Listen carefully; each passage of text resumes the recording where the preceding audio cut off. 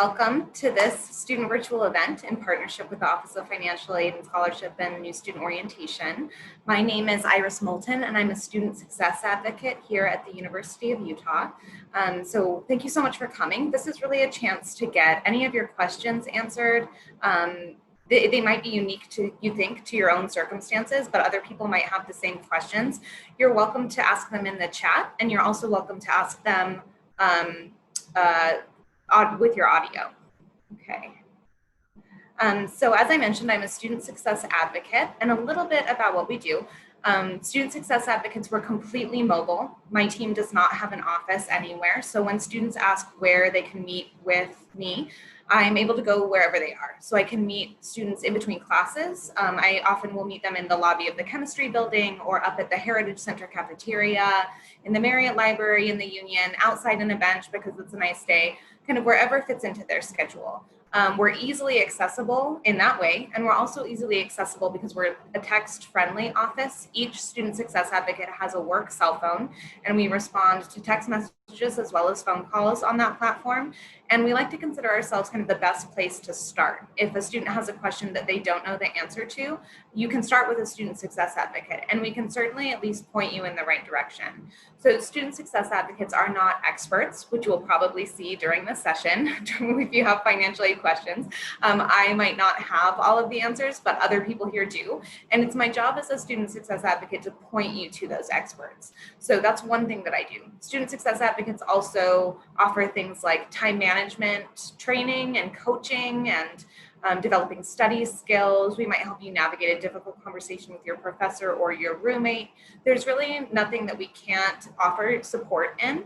And we're all about teaching students kind of how to do for themselves and coaching them in that role, and not so much doing for students. So I think that that's kind of something that's pretty important to mention.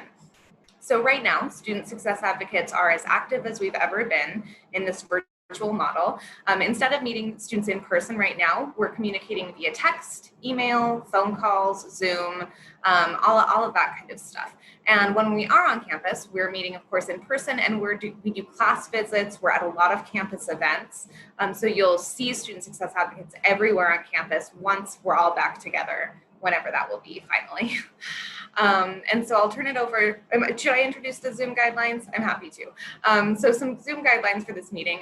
Please keep your microphones on mute throughout the presentation unless you're asking a question, because we can hear whatever's going on in the background.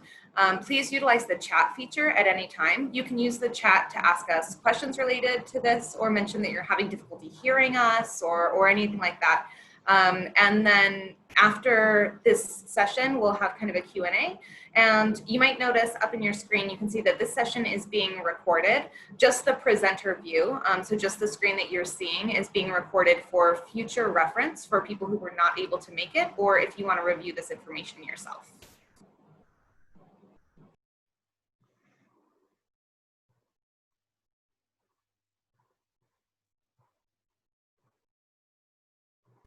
Okay. Are there any questions before I maybe start with some of the questions that we have been asked?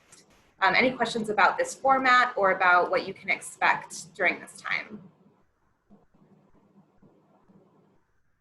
Monitoring the chat. I don't really see anything.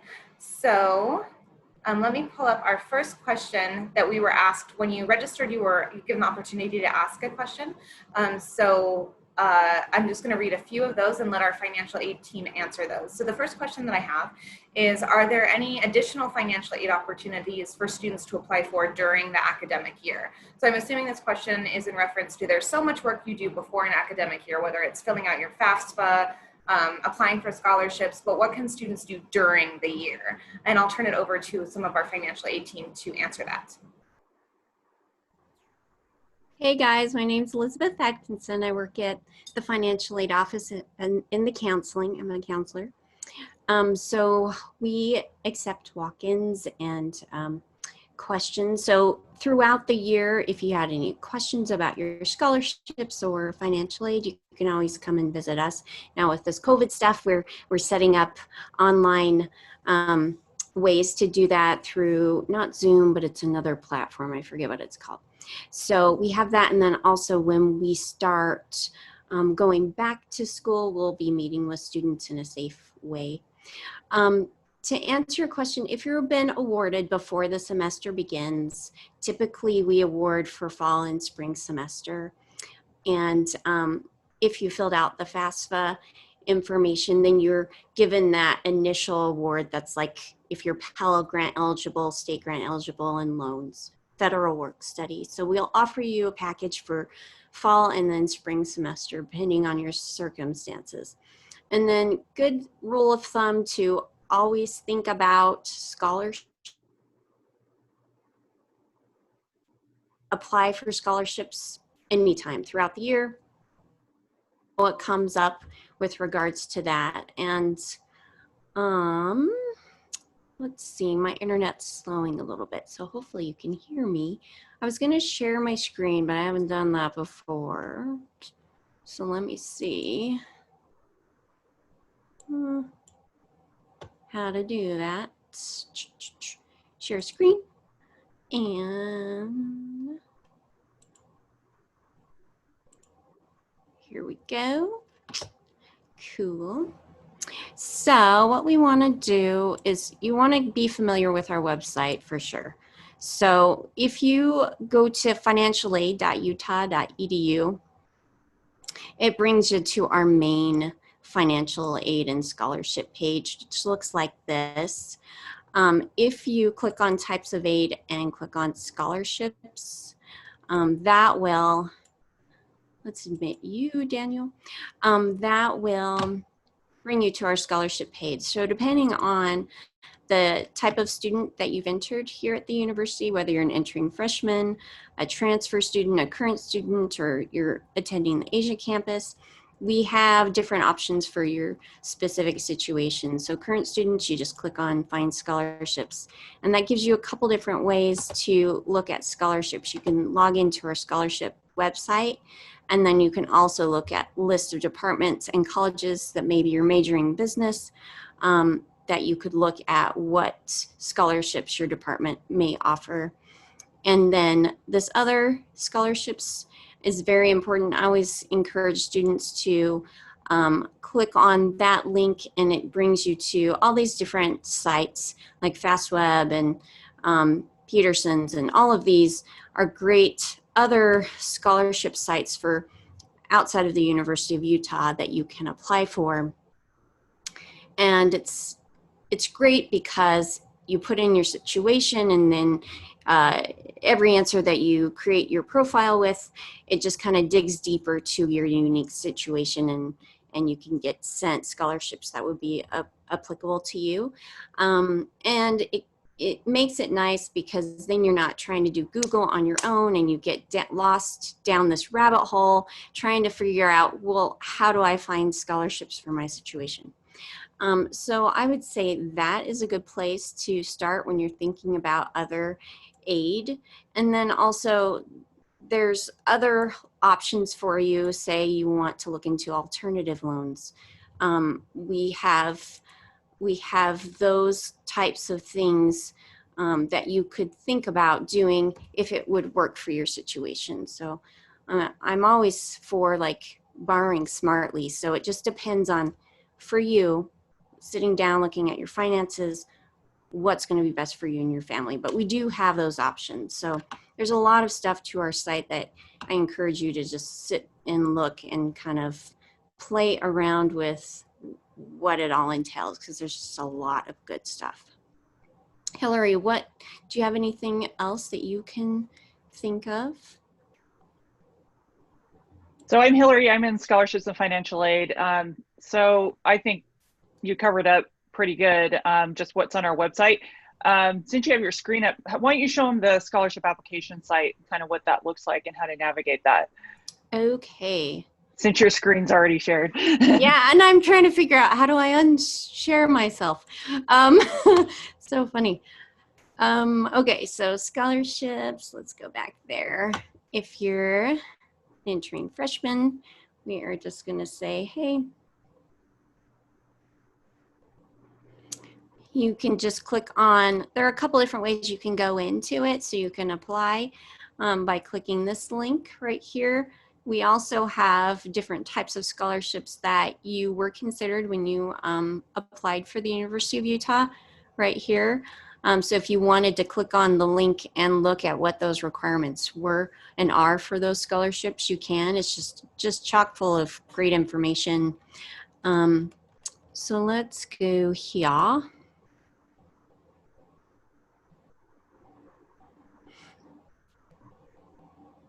And this brings you to our main page that tells you about the opportunities that we have. And at the top, you'll see this sign in button, and that's where you sign in using your account.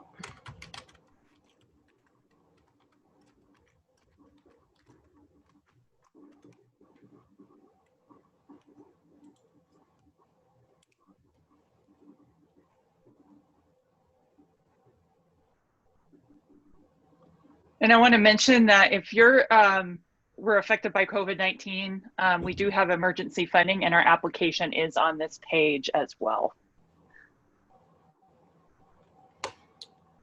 So you can, of course, mine's going to look different than yours.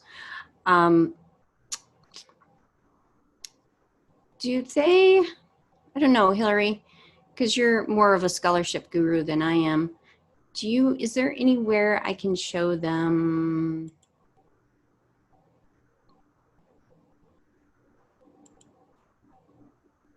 the right stuff of how it would look for them?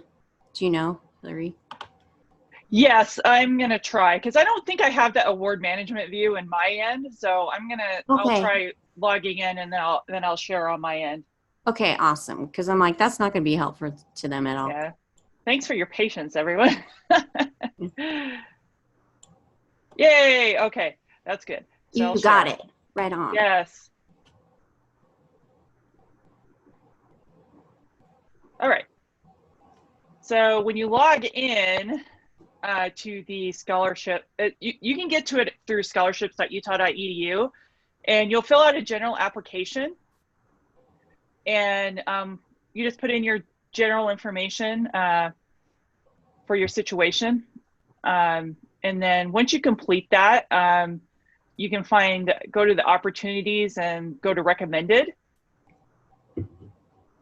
And it will show you recommended scholarships opportunities, and it'll give you like the due date. You won't see many on the site right now because it's getting close to the end. We'll be posting our 21-22 application, the general application, in September. So you'll log back in and complete a new application. But as I said, you can find our emergency funding on here as well. Let me see if I can pull that up and I can show you what it looks like. You'll see this little search bar right here, search by keyword, and you'll just put, let's say, emergency funds.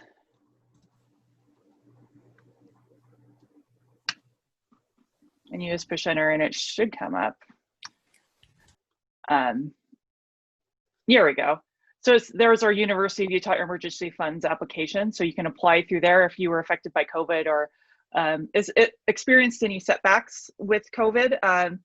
So for the CARES Act funding, you want to have a FAFSA on file to be considered for that, and enrolled for fall semester.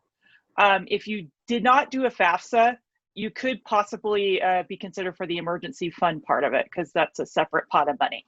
So that's something to keep in mind. So that pretty much covers our application site. Just a good tip is when the new application opens in September, complete that and monitor this site just kind of on your own timetable every other week or weekly. The departments typically post applications in December through February. So that's the prime scholarship application season. So that's just my spiel on that. So we can go to the next one. We kind of took a long time with that question. But it's good. General stuff, right?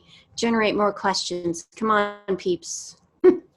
And I'll just add to what our financial aid team said. That tool of signing in and filling out your information is really valuable because it sifts out most of the things that might not apply to you, and it cuts down a lot of your work. And so as a student, I really recommend before you start, kind of looking elsewhere, being able to fill out that application and getting things, mostly tailored to you. There will still be the occasional thing that makes you say like, hey, I'm not in the marching band, but this came up. But it's not a perfect tool, but it really is helpful. And the search engine that they highlighted, or that place where all those different search engines are, that's a really great way to protect yourself from scholarships that might be untrustworthy, because these have been vetted by the U. So rather than going to Google, going to the financial aid page as your starting point for finding those resources is so important. So you may not remember absolutely everything they said, but do remember to go to their website when you have those questions. I just wanted to reiterate that. It's so important. Sorry, I have a question about that. And also a little bit earlier, someone recommended like the other resources and talked about FastWeb and a few other different resources. So I'm just curious, with those resources, how do we know, should that be like a secondary source? First, we should look at the Utah, because how do we know if all of those scholarships are trustworthy, or loans, or all those things are trustworthy? If it comes from our website, then you know it's trustworthy. So all the sites we've listed on there, we purposely put the list on there to help you guys to narrow down the whole scam deal. So yes, so everything, all of those sites listed on our website, you can trust them. Know that you're going to get emails from them. It's going to feel like spam, but it's not. You're just going to get a lot of email generated saying, hey, apply for the scholarship, apply for that. The other part of your question about, what comes first, or, what aid should I accept? I would say accept everything as far as like scholarships goes, all of that stuff. If you, you had mentioned the 4 Utah scholarships. So if you had been approved for that scholarship, then there is some as far as like, we would count those scholarships. Say you got so many different scholarships as part of your award, maybe reducing loans as a better option, so you can use the 4 Utah scholarship, which we would award you. We would award you the best possible offer we could, which is looking at scholarships, grants, whether it's federal, state grants, and then lastly loans, and then work study, of course. So loans are always that at the end of the spectrum. We'll offer them to you. If you need them, take them. All right, perfect. Thank you. You're welcome. And I'll just add, they're not with us right now, but there's an office called the, what did they change their money to? Not the Personal Money Management Center. Do you remember they just changed their name? Financial Wellness Center. Financial Wellness Center. Awesome. Yeah, they're amazing. They're not a part of the financial aid and scholarship office, but they're great for managing personal finances. So if you need help looking at your financial personal finances and figuring out loans, this office can help definitely, but the financial aid or the Financial Wellness Center can help with some of that planning too. And it'd be worth talking to both offices as you're making these decisions. And of course, like your family, obviously, but there are a lot of resources on campus to help you answer some of those more difficult questions. And that everyone just wants to work together to get you the best financial aid that you can get. And the link to that office was just put in the chat by Madeline. Thank you so much. So I'll ask another question that was in our Excel document, just to make sure that we can get to that. I think this is an interesting one. They ask, how often should I check my financial aid account? And how often should I just check in with the financial aid office? So I'll turn that over to our financial aid folks. That's a great question. We send text messages and emails out to students if they've got some sort of requirements that we need you to finish for your financial aid to transfer funding and all that kind of stuff. So it's not necessarily like you don't have to be so militant and like check it every day. We'll send you an email. So I would say maybe check your email often and respond to those emails from us. if we need to other information from you. But I would say, you know, just make sure that you're checking every so often. But definitely, if you haven't checked it already as a newly admitted student, you'd want to do that and see where you're at in the process. Because sometimes we require that you turn in additional documentation before we can actually offer you your aid. And that sometimes it takes us a bit of time once we receive that documentation from you to award you. So keeping up on those kinds of things is important. But again, we email you, and then we started using texting as a good tool. So just pay attention to our notifications to you, and that kind of saves your time as a student, feeling like you're not so overwhelmed. Also worrying about whether I should be, you know, calling financial aid. I hope that answers your question. Wait, we Go check ahead. that. We check that stuff on. We can check that on like our CIS, right? Correct. Yeah, you can check your CIS for the piggy bank so tile, so you can click on that anytime. Okay. And on that page, it has like your checklists. So if there's something that we require or missing information, it'll list it there. There's your award offer letter. There's scholarship information there as well. So, you know, if you check that and you still have questions about it, that's why we're here. Call, come in, come see an appointment, come talk to me or Zoom me or whatever we're doing these days. We're happy to help. So if at any time, I mean, we're always open to help students. So if you're confused, yeah. Okay, perfect. Thank you. Yeah, no problem.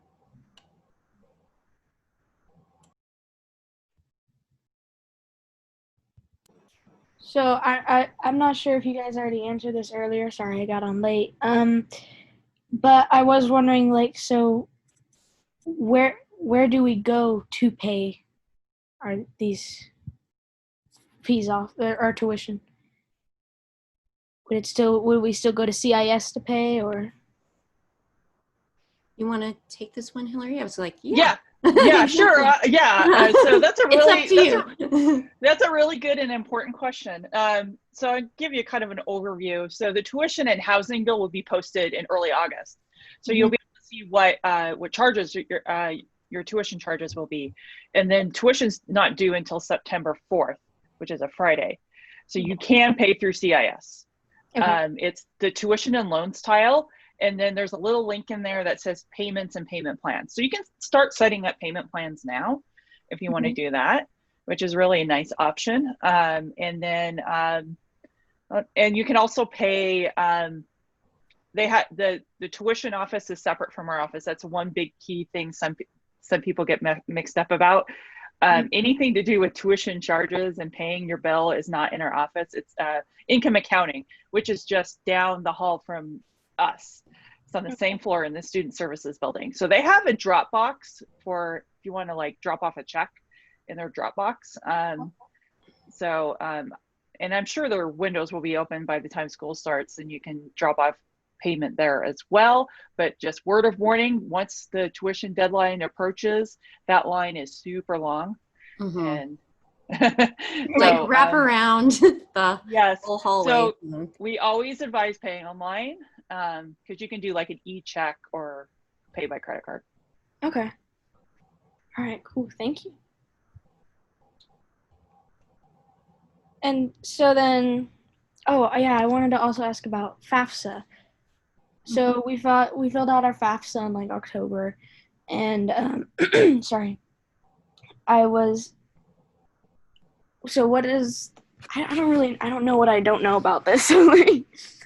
How will that help us? Like, how do we need to do anything to receive aid, or is the FAFSA mostly just like what like people awarding scholarships and grants will look at, or?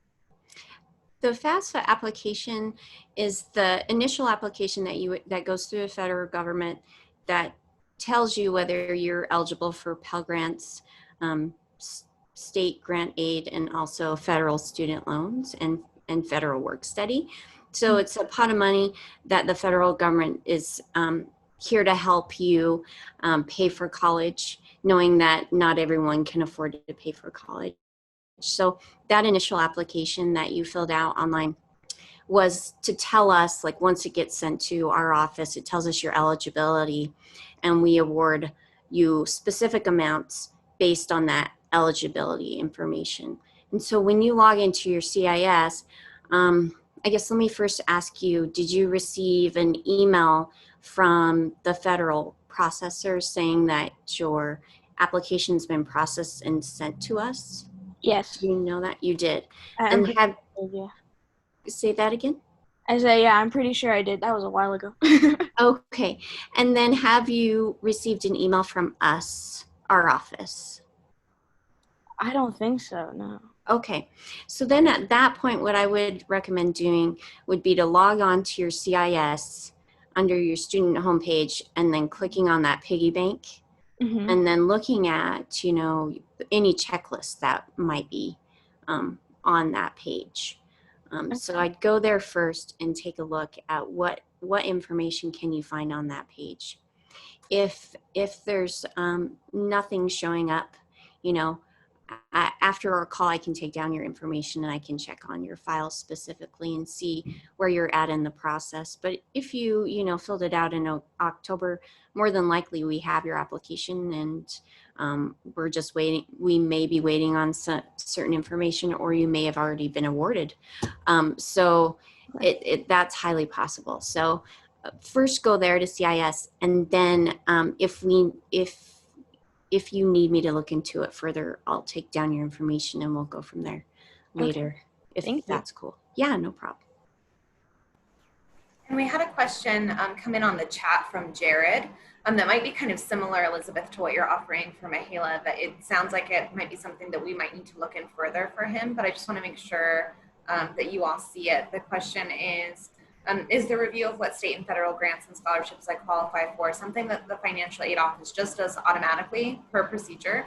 Last time I called the financial aid office and the person I spoke with wouldn't let me talk to a counselor and said they'd already checked my account to see what I qualify for and that I couldn't be helped any further. I've already applied on Academic Works and done the FAFSA. So it sounds like he's in kind of an interesting situation. Yeah, Jared, I'll look at your account. Typically, that message should not have kind of gotten to you because the counselors are really willing and happy to speak with everyone, especially if they're confusion about a file or what's going on with your stuff. So yeah, I can take down your information and take a look and see. But you're right. The review of your FAFSA, the grants and scholarships, we do. That's just a normal process that we do. And depending on if you're selected for verification or you're not, it's just that determines the time that it takes for the award to happen. So yeah, so we'll just take a look at it for you. I have a similar kind of issue. I've had a little bit of difficulty contacting the financial aids office. So what is the best recommended? Because I've done the email and sent emails, and I haven't had too much response through the email. So what is the best way? Go ahead, Hillary. Yeah, I'll pipe in here since I actually answer a lot of the emails. So I would, because unfortunately due to COVID, you can't just drop by our office at this time. So I would say email us.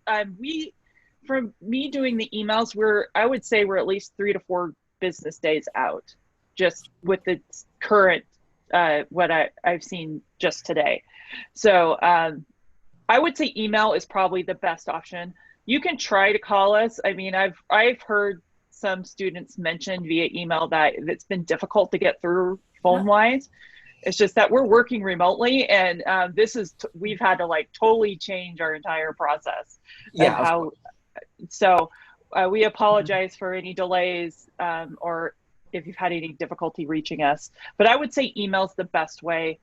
We're trying to implement like virtual appointments, and we're trying to get that on board. We really we're working for that before we start school. So, because that's just going to be a really key component. So for now, it would be email. Perfect. Thank you very much. And Daniel too, the other part of it, there's so many people emailing and calling that's why you're just feeling like, hey, I can't get a hold of everyone. No, yeah. And yeah, so again, I'm so sorry about that. It's never our intention to make any student feel like we're not here to help you, because that's why we're here. I mean, that's why we have the jobs that we do and are passionate about that. So whatever. And I'm so glad you came on this conference meeting too, because then we can look into things further if needed. Okay, I think our two remaining questions that were submitted ahead of time, we've kind of touched on quite a bit, but there might be any additional resources our financial aid team wants to mention, or any additional parts to the question, especially if you share this question, that you could clarify in the chat. But the first question that was asked, or our almost last question, is, what else can I do when I have unmet need and when my family contribution is 0? So at the beginning of this, we reviewed scholarships and everything that you can find on the website, including loans, grants, things like that. There is also the Career and Professional Development Service, which will be able to help plug you in through their online system, Handshake, to some maybe work study or online on-campus opportunities for employment. But is there anything else that our team wants to add to that unmet financial need question? Sure, there's a lot of things that you can do. Now, every student, we issue a budget, a cost of attendance.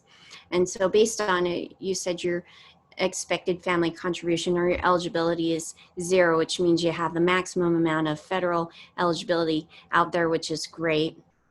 So that probably means that if you're attending full-time, you're going to get a full amount of Pell Grant and offer you subsidized and unsubsidized federal loans. And if you need money in addition to that, we are always plugging scholarships. Apply for scholarships, as many as you can, all the time. Do it. And then also if you're considered a dependent student, there is a Parent Plus loan through the government that your parent can apply for to help you pay for college.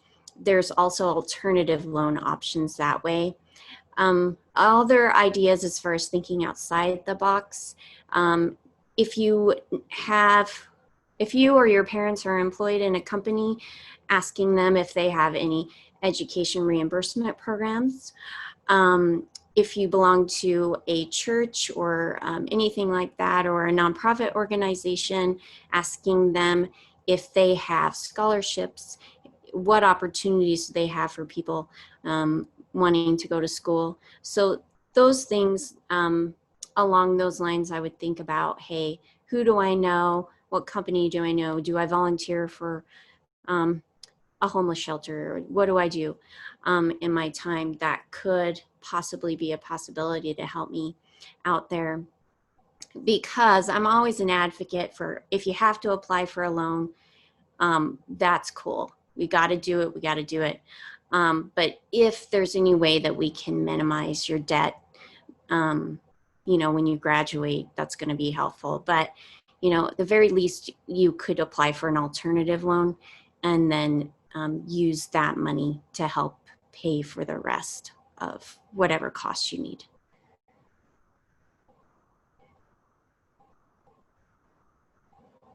And our last question that was submitted ahead of time is, we've definitely touched on this, but you might want to add anything that we haven't covered.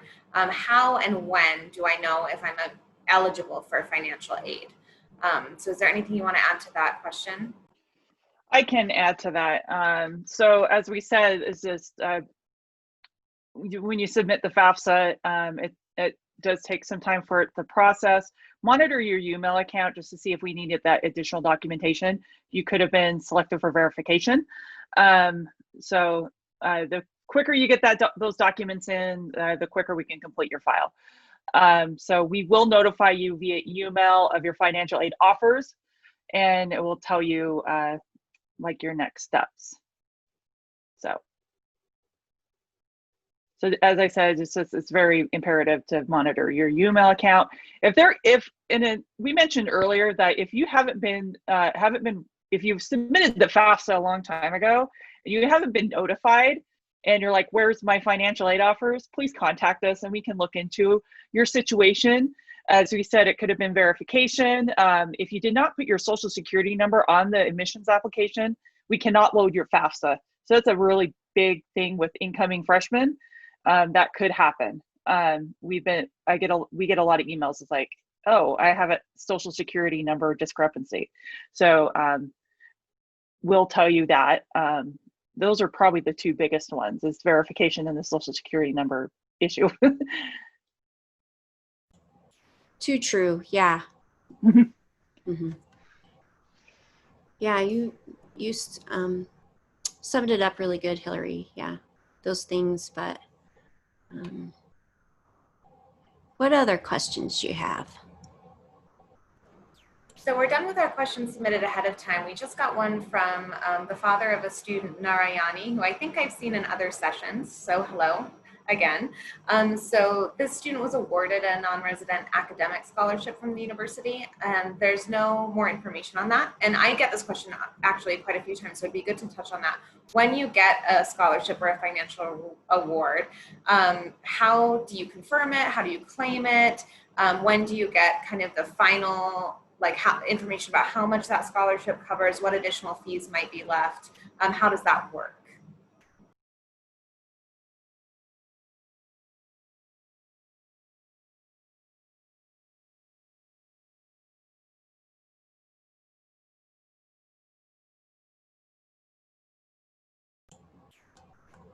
Hey, Hillary, do you know? Oh, sorry. I was like reading that. What was can you repeat the question? I was reading something in the chat and I kind of. Oh, okay. I was like, So this question is from the chat. So basically, the summary of the question is kind of how do you confirm the scholarship and claim it? And then when do you get the final information about like what fees are left, or how much does it cover, that kind of thing? Okay, I'm reading it now because I was reading a question, something below that. So for confirming a scholarship, you confirm your scholarship when you confirm your intent to enroll at the University of Utah. If you are unsure that you about if you actually confirmed, let us know, and we can let you know how to accept that through a different way. So that's one way. And with the total fee details, I did mention this a little earlier, that the tuition bill will be posted in early August. So tuition and housing charges, you'll see all the tuition fees, housing charges in CIS in early August. So typically it's August 1st. Sometimes it's a couple days after August 1st. So that's when it's posted by income accounting. And you can go in and check what your charges are. Did that answer all those questions in that paragraph? I believe so. And then Riley has a question kind of in a similar vein about mandatory fees. I don't know if you can see that question. You might have the answer to that one. The mandatory fees, is that the one from Riley? Oh, yes. Mm-hmm. So with the President's Scholarship, that's a good question. The President's Scholarship does not cover deposits for housing. So just so you know, but there is a housing, I don't know if you selected, you probably did select the housing option for to cover housing with the President. So it would just cover that, what's in the terms and conditions of the scholarship or what it would cover. There's another message. Okay. I have submitted FAFSA last December 2019 and some information. You're welcome. Okay.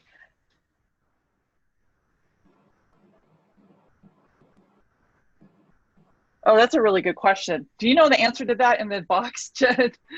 Because that's a FAFSA related. Yeah, that's, you know, the signature page. Okay, but I'm unable to mail it.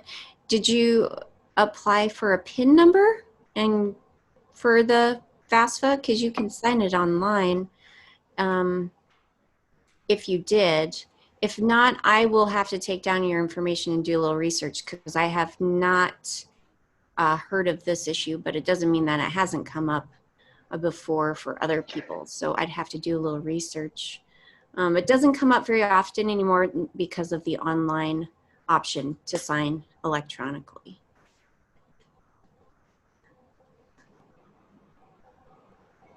So let me know in the chat if you're able to sign it electronically. If not, I'll look into that for you. Yeah, and you can just private message her the student ID number, and she'll email you directly. Yeah, for the sure. student directly.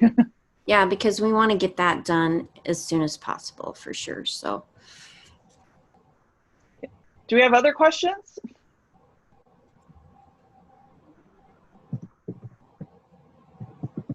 So, that's all. Oh, sorry. Go ahead. Go ahead. I was just wondering, so if we wanted to, because I was looking at my CIS account, and from what I see, everything looks fine. So I was just wondering, Ms. Atkinson, do I just private message you my? Yes. Yes, private message me your information, and then I'll email you on your email, or if you want me to call you, just include your phone number and I'll call you. Okay. Well, what do you need for email? Just my. Oh, I can find that online. Just your UID, then I'll log in and I have access to your email, my dear. I will find you somehow. So Gotta try to remember my UID first. Oh crap. Oh, you'll have it memorized before you know it. Okay. Any other additional questions that we didn't cover, or because we covered pretty much the big parts of it? As we said, make sure you're checking your email and your CIS, your financial aid status, and financial aid offer if you haven't done that. Oh, I'll go over the financial aid offer. If you got your financial aid offer, make sure you review that. Your grants, like your federal grants and state grants, are automatically accepted for you. And if you're offered loans and work study, you have to go in and accept, or you can decline loans. You can reduce the amount. And another big step, if you are accepting loans for the first time, you have to do a master promissory note and entrance counseling. And you do that through studentaid.gov.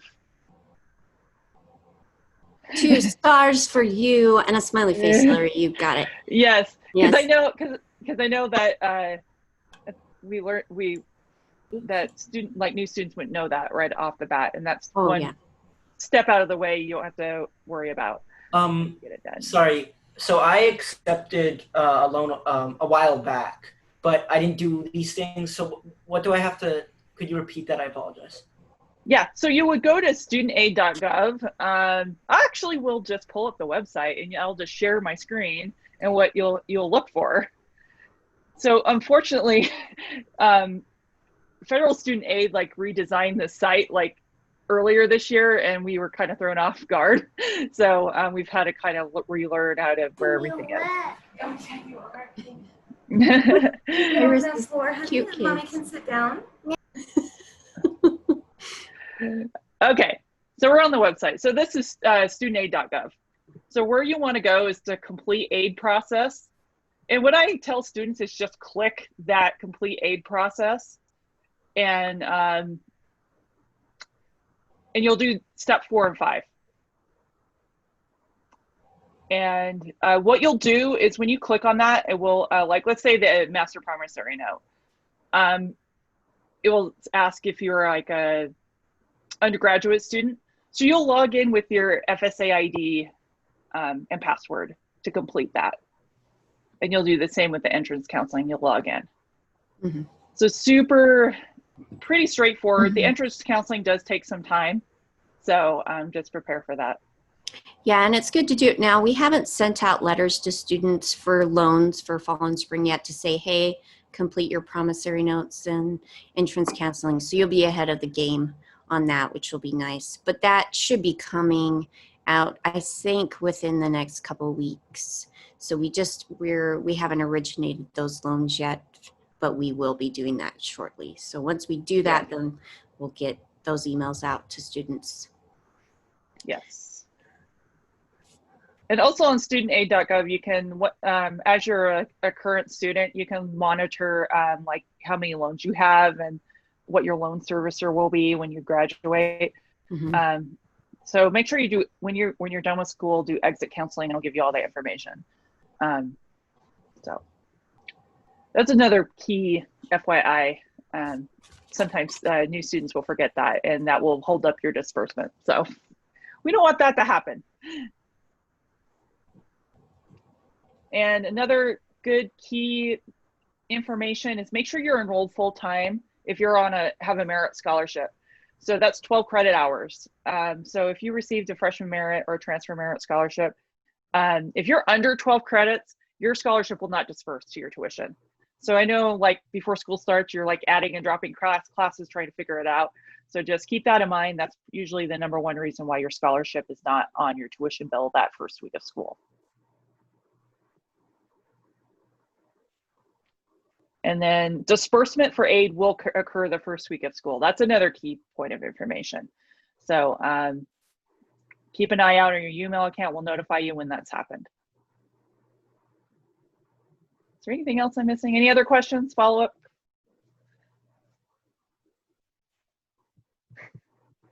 We got the code of silence.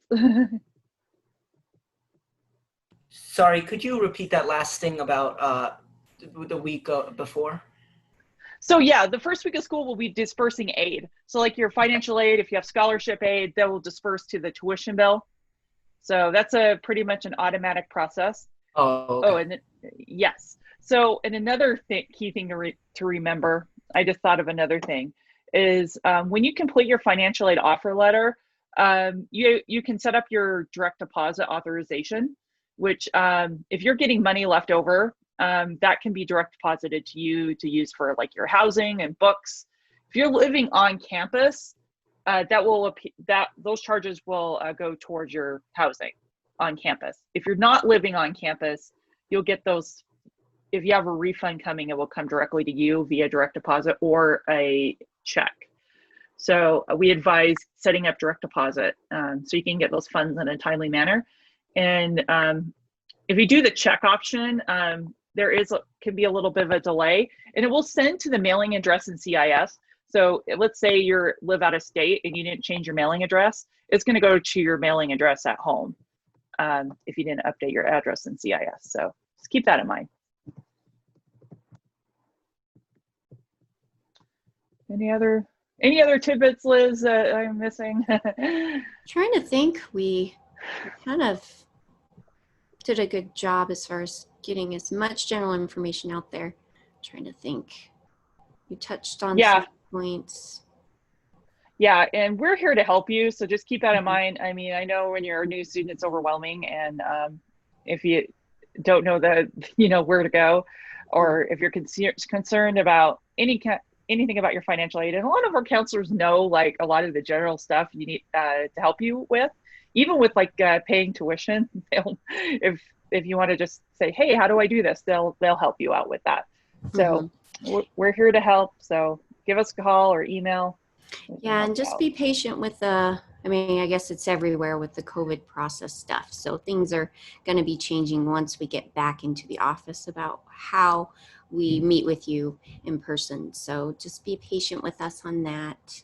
But yeah, we're working our tails off to get you guys as awarded before then. But yeah, anything we can do to help for sure.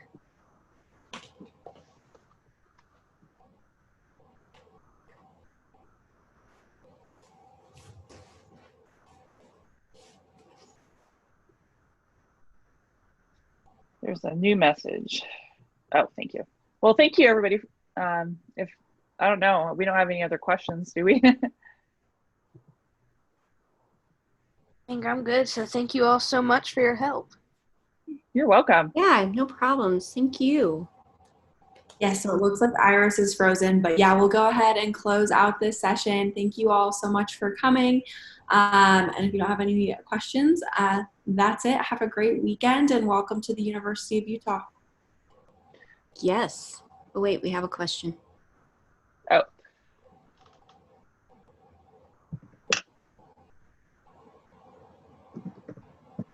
Oh, so Riley, I'll answer that. So if you were unable to select the option for direct deposit, you can do it in CIS. So go to, when you log into CIS, go to the tuition and loans tile, and you'll see the direct deposit authorization link in there, and you can set up direct deposit there. So hope that helps. I think that was it.